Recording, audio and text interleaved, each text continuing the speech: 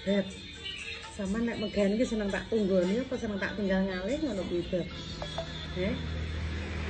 Aja nguyu nek ditekoni iki lho. Arep nggih konten iki.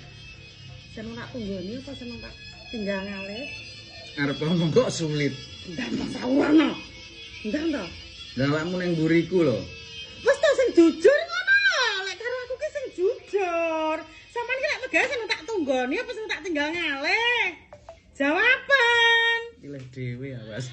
Ya Allah, Beb, lek jenenge wis jodoh kok sepemikiran to. Piye maksudnya? Aku ki ora demen kok jak sora-sora megawe ngene iki.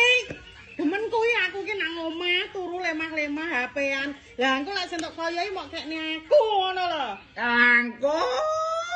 Ya kok jodoh kok sepemikiran lho. Aku ora seneng ya nunggoni megawe ngene iki. Kok masa mau aku seneng gek nglibet nunggoni lek mutandang gawe ngene iki. Ya Allah, jodoh kok sepemikiran ya. Iya sekata lho, Besti. Ngerti ora ngene iki jajali.